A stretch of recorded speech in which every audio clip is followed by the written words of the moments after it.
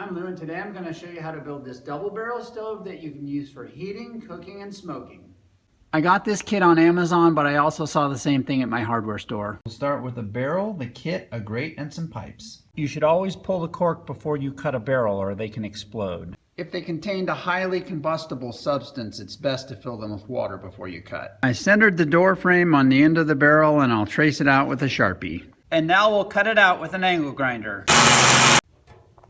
All cut out and the door frame back on. Next we'll drill in the screw holes, drop in the screws, and screw the nuts on from the underside. And there's our door. Just below the door you install the air vent cover with this screw from the backside. Now we'll lay it upside down and put the feet on it.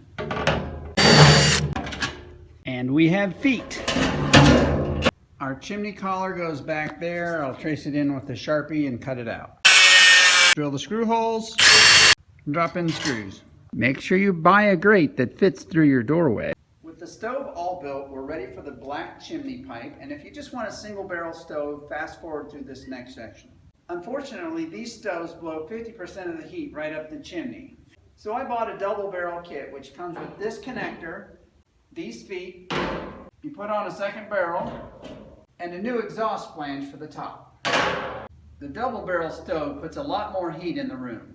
I'm taking this a step further and adding another door and a cooking grate so I can do burgers, pizzas, and long, slow smokes.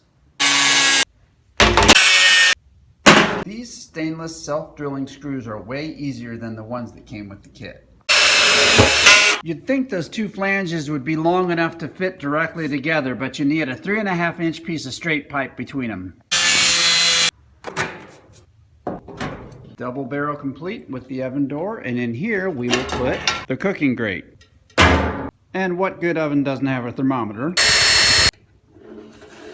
Now we're ready for chimney pipe, and if you did a single barrel stove, it'll be the same from here on out. You may be tempted to put this thing upside down because it's such a tight fit in the collar, but the crimped end actually goes up and you should tap it in with a hammer.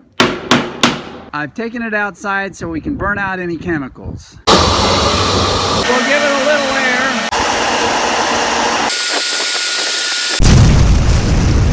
Now for a quick lesson in wood gasification and flashover. I was forcing air in here with a leaf blower, but I forgot that I had the damper closed up here. I got a huge buildup of smoke in the top barrel and it finally flashed over and blew both doors off.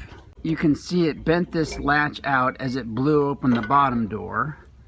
Same thing on the top door, except the door swung out, slammed against the outside, broke off the door, and it landed down in the grass. Let's just open this right now so we don't forget. Off with the old door, on with the new door. Take two. Let's hope it doesn't blow this time. We got a nice fire going in there. Another good sign is we have no smoke leaking out of the top door. As expected, we burned off some of the paint, wire brush, flap wheel sander, stove paint. Now we just stack up our pipes and go through the roof. Here we are with all the chimney installed, and I'll put a link in the description as to how I went through the metal roof up there. Let's build a hickory wood fire and try it out.